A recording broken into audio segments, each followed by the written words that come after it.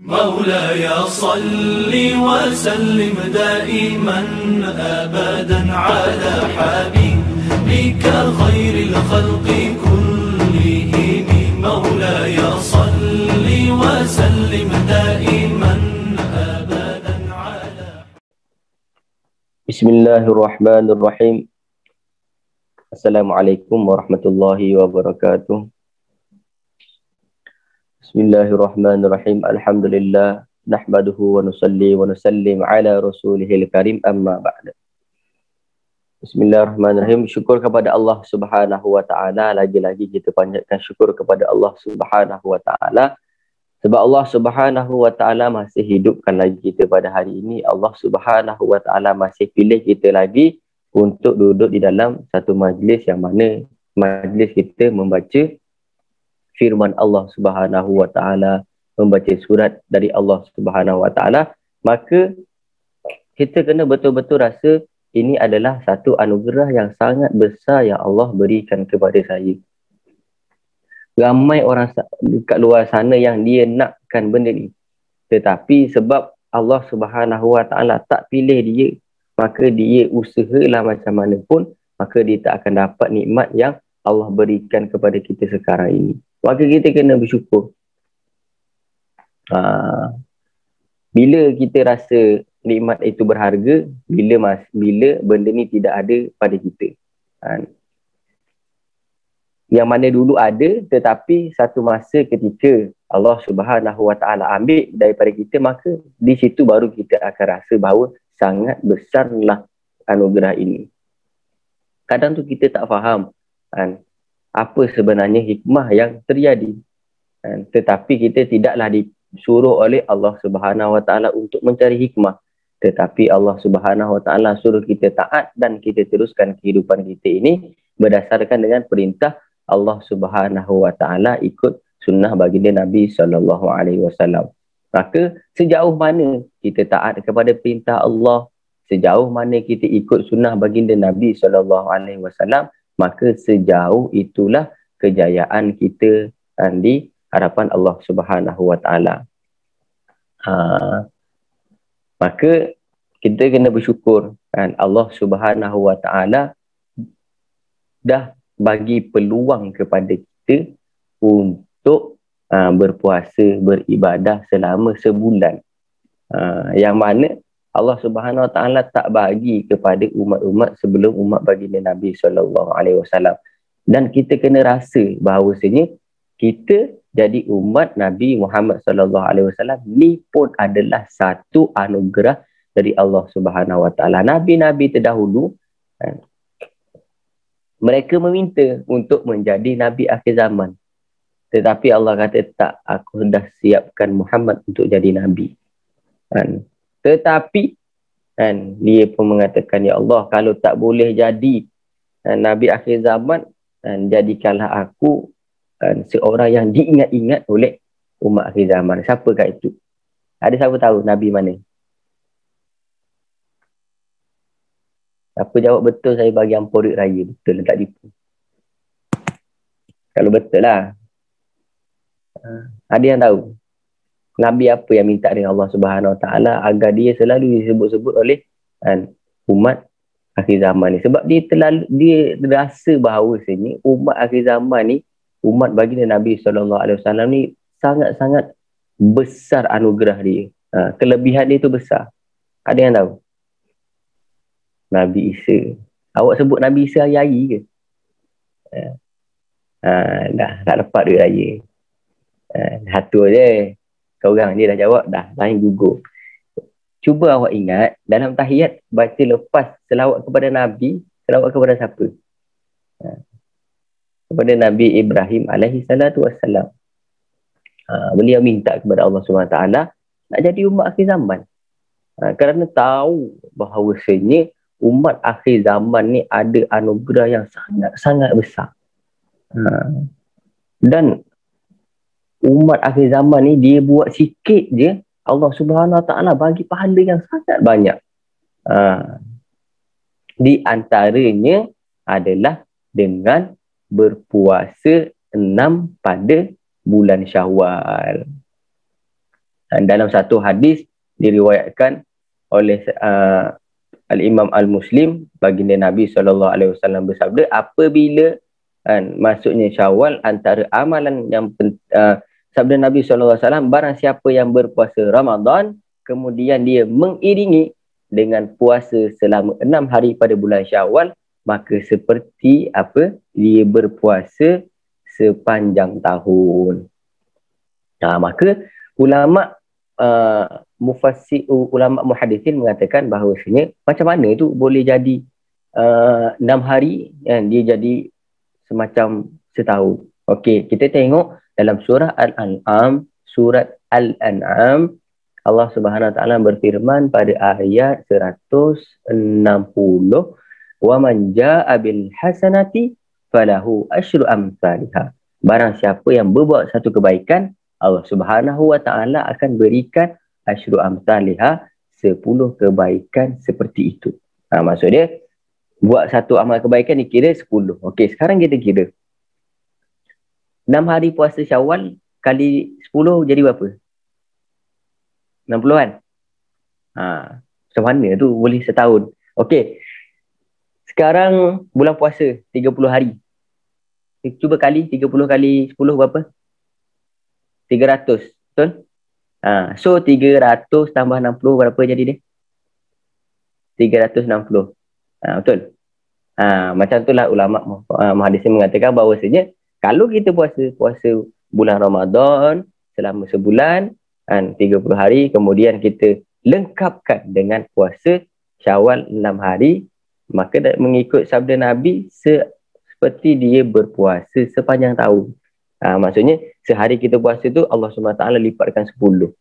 So 36 hari sama dengan 360 hari. Tengok pahala yang umat akhir zaman, umat baginda Nabi SAW yang Allah berikan kepada kita. Jadi kita kena bersyukur jadi umat Nabi SAW. Di antara tanda kita bersyukur menjadi umat baginda Nabi SAW ni dengan apa? Dengan kita kena cinta kepada baginda Nabi SAW. Macam mana cara nak cinta kepada Nabi SAW? Kita cinta apa yang Nabi SAW buat, apa yang Nabi SAW fikir, apa yang Nabi SAW usahakan. Apa yang Nabi SAW fikir? Nabi SAW fikir macam mana semua umat baginda Nabi ini dapat kenal kepada Allah, dapat taat kepada Allah, dapat amalkan sunnah baginda Nabi SAW dan masuk ke syurga Allah Subhanahu Wa Taala. Dan di antaranya lagi, fikir baginda Nabi SAW ni nak satukan umat. Maka apa saja amalan yang menyatukan umat kita buat, insya-Allah. Kita jangan buat sesuatu perkara yang menyebabkan umat Nabi SAW ni lari daripada agama. Maksudnya agama ni luas.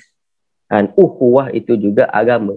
Maka kita usaha sebaik mungkin untuk menghidupkan sunnah baginda Nabi SAW. Sunnah baginda Nabi SAW itu sangat luas. Apa yang fi'lun Nabi, sunnah baginda Nabi SAW. Fi'lun Nabi, perbuatan Nabi itu memang sunnah. Ada juga ikrarun Nabi, penetapan Nabi SAW itu juga sunnah.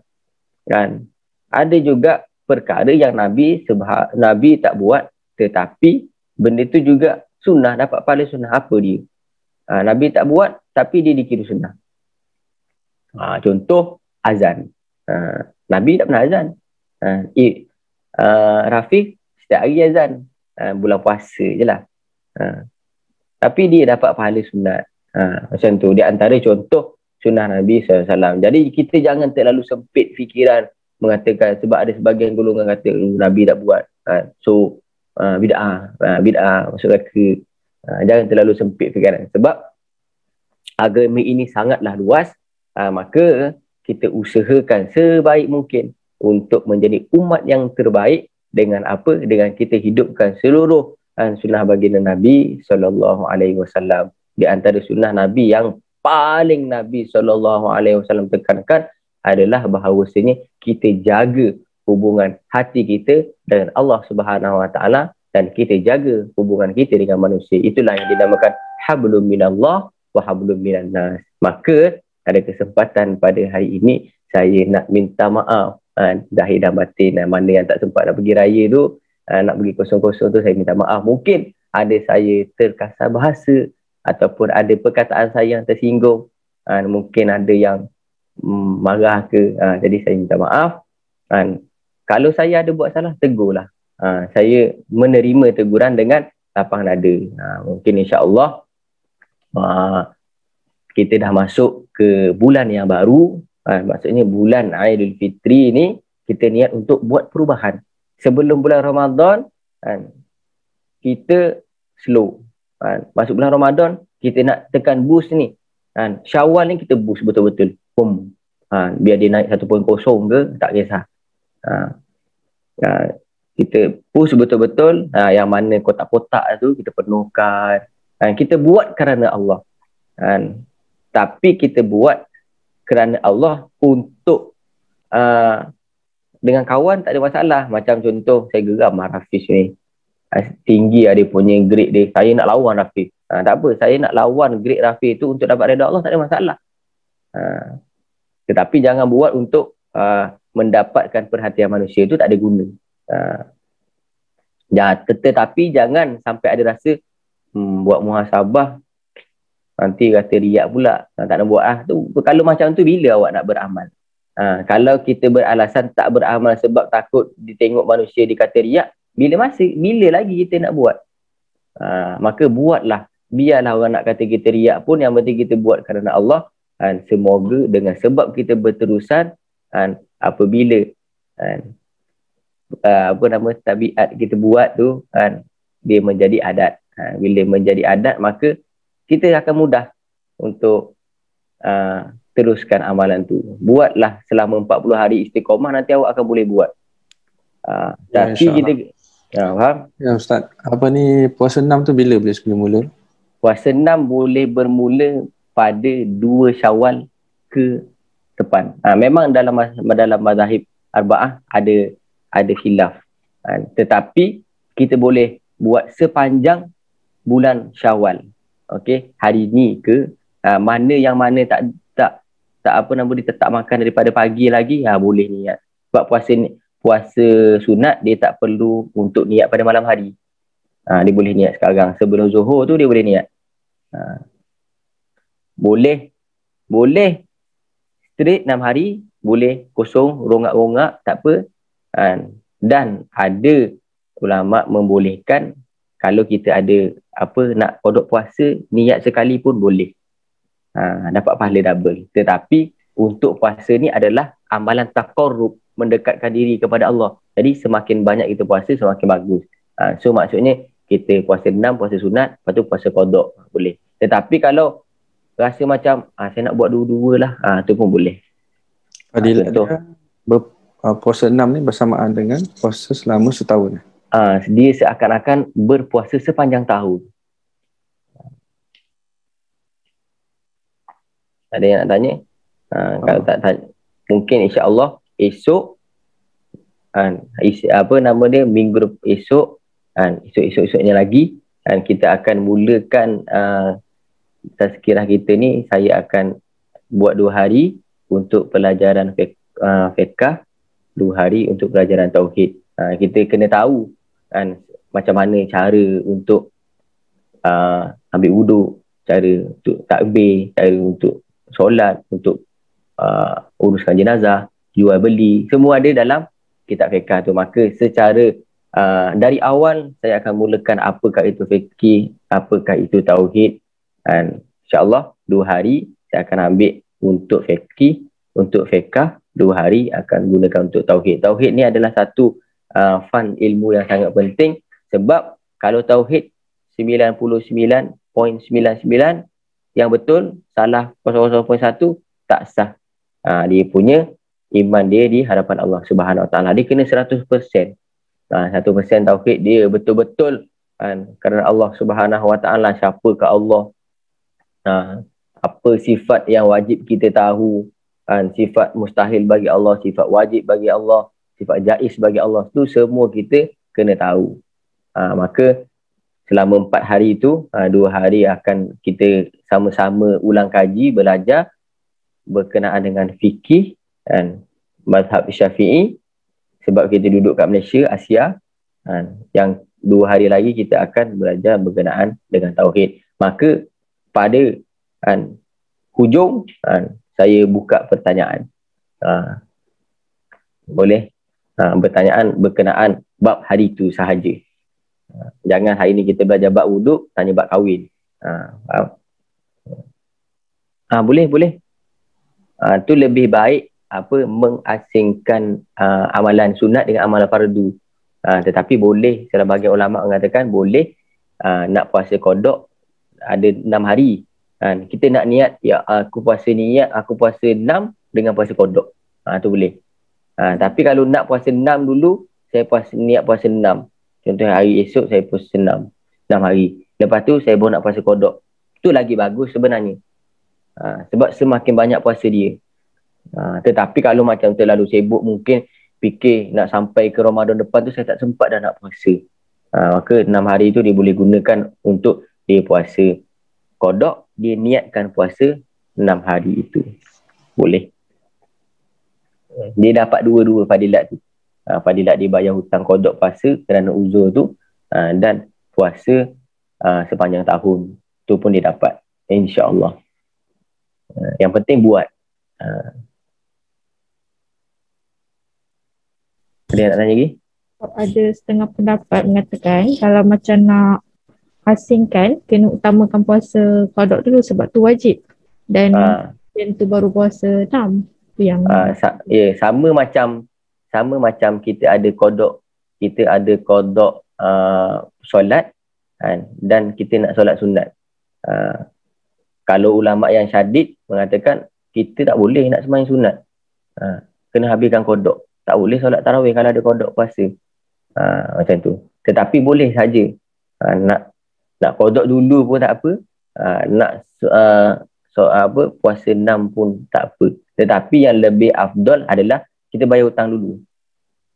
Bayar hutang qada dulu. Macam ada qada tu berapa hari, 10 hari. Bayar 10 hari tu dulu, baru puasa 6. Tapi kalau mungkin dah tinggal 6 hari lagi, kita tak ingat dah. Hari yang ke-24 Syawal tu baru teringat, saya tak puasa 6 lagi. Puasa 6 dulu, tak apa. Ataupun sekalikan niat. Allah SWT lebih tahu apa yang kita niatkan.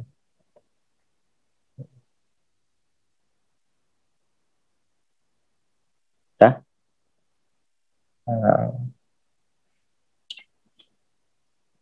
Jangan lupa kita hari ni kita hidup sehat, boleh tersenyum, boleh makan, boleh pergi sana sini. Sahabat pula, saudara Muslim kita yang berada di Palestin, Allah SWT uji mereka, maka kita doakan mereka.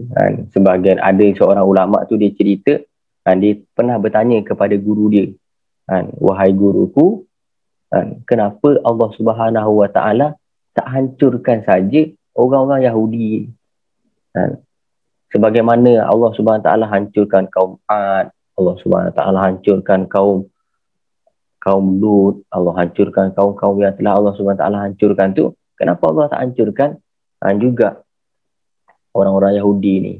Maka guru dia berkata kepada dia, kalau Allah Subhanahu Wa Taala hancurkan orang Yahudi ni, kamu nak masuk syurga lalu mana? Faham? Maka inilah jalan kita untuk menuju syurga.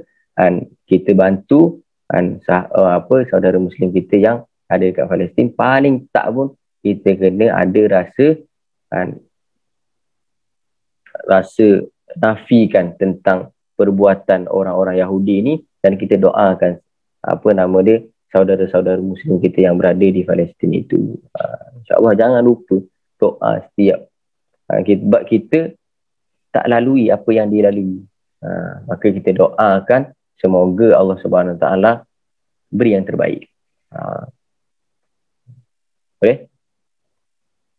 Maulaya salli wa sallim daiman abada ala habibika khairil khalqi kullihim هو الحبيب الذي ترجى شفاعته لكل حول من الأحوال متهم. يا ربي بالمصطفى بلغ مقاصدنا اغفر لنا ما مضى يا واسع الكرم يا أرحم الراحمين يا أرحم الراحمين يا أرحم الراحمين فرج على المسلمين.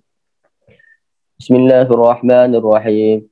يا ربنا اعترفنا بأننا اقترفنا وآننا أسرفنا على لظى أسرفنا فتب علينا توبة توسل كل حوبة واستر لنا الأورات وآمن الروعات. يا ربنا اعترفنا بأننا اقترفنا وآننا أسرفنا لا لظى أسرفنا واغفر لي والدينا ربي ومولودينا والآل والإخوان والسائر الخلان. يا ربنا اعترفنا بأننا اقترفنا وآننا أسرفنا على لظى أسرفنا فضلا وجودا منا لا باكتساب منا بالمصطفى الرسول نحظى بكل سول.